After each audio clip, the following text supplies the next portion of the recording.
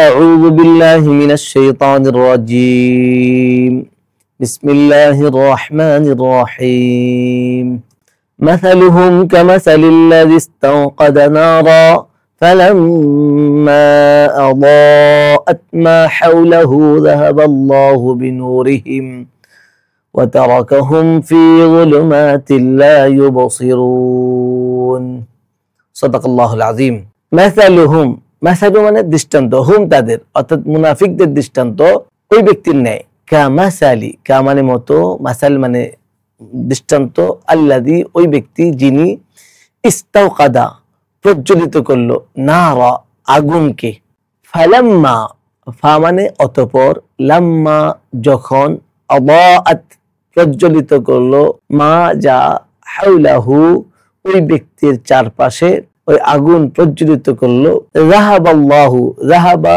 নিয়ে গেলেন, আল্লাহু আল্লাহ, বি বা মানে দ্বারা সাথে, নূর মানে আলোহীন তাদের ওই আলোকে আল্লাহ নিয়ে গেলেন, অর্থাৎ তারা আলোহীন হয়ে গেল। ওয়া তারাকাহুম, ওয়া মানে এবং, তারাকা ছেড়ে দিলেন, রেখে দিলেন, হুম ওই মুনাফিকদেরকে, ফি মধ্যে, যুলুমাত অন্ধকারের মধ্যে, লা ইউবসিরুন অন্ধকারে, লা ইউবসিরুন তারা দেখতে পায় না। অর্থাৎ এই আয়াতটি মূলত মুনাফিকদের সম্পর্কে যেহেতু আলোচনা হচ্ছে, রাসূলুল্লাহ সাল্লাল্লাহু আলাইহি ওয়াসাল্লাম যখন মক্কা থেকে হিজরত করে মদিনায় গিয়েছিলেন, মদিনায় তিন শ্রেণীর মানুষ বসবাস করত। অল্প সংখ্যক ছিল মুসলমান যারা ঈমান এনেছিল, আর ছিল মুনাফিক। মুনাফিকরা মূলত ছিল মুশরিক, তাদের সংখ্যা বেশি ছিল। আসলে ইহুদিরা অর্থনৈতিকভাবে খুব স্ট্রং ছিল। তো মুশরিকদের মধ্যে থেকে কিছু মানুষ তারা নিফাকি করতে থাকে, অর্থাৎ দ্বিমুখিতা করতে থাকে। তার বাহ্যিক ইসলাম কবুল করেছে, কিন্তু তারা অন্তর থেকে ইসলাম কবুল করেনি, অন্তর থেকে ইসলামের বিদ্বেষ রাখতো।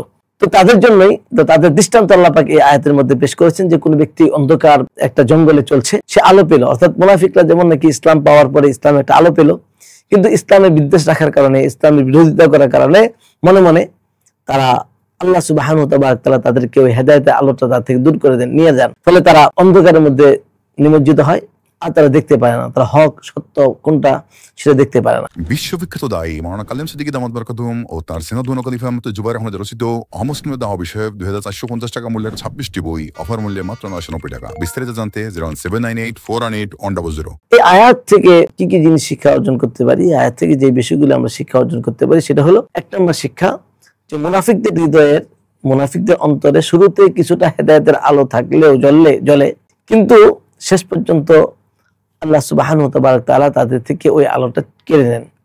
শুরুতে ইসলাম পেয়েছিল, ইসলামের আলো পেয়েছিল, ঈমানের আলো পেয়েছিল, কিন্তু আল্লাহ সুবহানাহু ওয়া তাআলা তাদের থেকে ওই আলোটা কেড়ে নিয়ে গিয়েছেন। দুই নম্বর শিক্ষা, যে হেদায়েত নূর অর্থাৎ আলো, হেদায়েতের আলো এর প্রকৃতপক্ষের মালিক হলেন আল্লাহ সুবহানাহু ওয়া তাআলা। এই হেদায়েত আল্লাহ সুবহানাহু ওয়া তাআলা যাকে চান তাকে দান করেন, যাকে চান তার থেকে হেদায়েত ছিনিয়ে নেন। এই জন্য আমাদেরকে হেদায়েতের উপর টিকে থাকার চেষ্টা করা।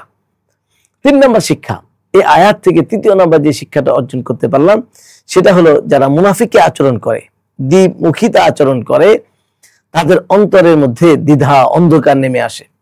ফলে তারা সত্য চিনতে পারে না এবং সত্য দেখতে পারে না, সত্যকে মানতেও পারে না। চার নম্বর শিক্ষা, এই আয়াত থেকে যে শিক্ষাটা অর্জন, চতুর্থ নম্বর যে শিক্ষা অর্জন করতে পারি আমরা, সেটা হলো আল্লাহ পাকের নির্দেশ মানা ছাড়া মানুষের জ্ঞান, বুদ্ধি বা পরিবেশ তাকে স্থায়ী কোনো আলো দিতে পারে না। স্থায়ী আলোর জন্য যে জিনিসটা দরকার সেটা হলো আল্লাহ পাকের নির্দেশ মানা, আল্লাহ পাকের নির্দেশের উপরে চলা।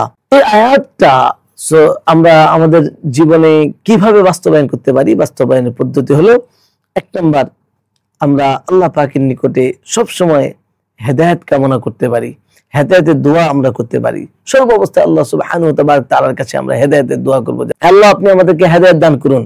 হেদায়েত পাওয়ার পরে এই হেদায়েতের উপর অটল রাখুন, আমরা যেন অটল থাকতে পারি। এই জন্য আল্লাহ পাকের কাছে খুব বেশি থেকে বেশি দোয়া করতে থাকা। সকল ধরনের মুনাফিকি থেকে আমরা বেঁচে থাকবো। আমাদের কথা, আমাদের কাজে, আমাদের অন্তরে আমরা দ্বিমুখিতা, মুনাফিকি রাখবো না কোনো ক্ষেত্রেই। যা সত্য যা প্রকাশ করব এবং একনিষ্ঠভাবে শুধুমাত্র আল্লাহ সন্তুষ্টির জন্য ইসলাম, আল্লাহ পাকের হুকুম, নবীর তরিকাকে মেনে যাব। তিন নম্বর, এই আয়াতটা আমরা যেভাবে বাস্তবায়ন করতে পারি সেটা হলো, কোরআনের আলোকে আমরা আঁকড়ে ধরবো, যে কোরআনের নির্দেশ, নবী করিম সাল্লাল্লাহু আলাইহি ওয়াসাল্লামের সুন্নাহ আমরা আঁকড়ে ধরব। কারণ আল্লাহ সুবহানাহু ওয়া তাআলা কোরআনের মাধ্যমে যে নূর, যে হেদায়েত আমাদেরকে দিয়েছেন, সেটাকে আমরা নিজেদের মধ্যে স্থির করব, আঁকড়ে ধরব। যে ব্যক্তি যারা এই কোরআন সুন্নাহকে আঁকড়ে ধরবে, আল্লাহ সুবহানাহু ওয়া তাআলা তাদেরকে অন্ধকারে নিমজ্জিত করবেন না, অন্ধকারে ফেলবেন না। এই জন্য অন্ধকার থেকে বাঁচার জন্য, পরকালের অন্ধকার, আখিরাতের অন্ধকার থেকে বাঁচার জন্য আমাদেরকে আল্লাহ পাকের নির্দেশ, কোরআনের আলোকে, নবীর সুন্নাহকে আমাদেরকে দৃঢ়ভাবে এবং খুব মজবুত ভাবে ধরে রাখতে হবে, আঁকড়ে ধরতে হবে। 4 নম্বর এই শিক্ষা, এই আয়াতটাকে আমাদের যেভাবে বাস্তবায়ন করতে পারি, সেটা হলো ঈমানকে দৃঢ় রাখা। আমরা আমাদের ঈমানের উপরে দৃঢ় থাকবো, মজবুত থাকবো।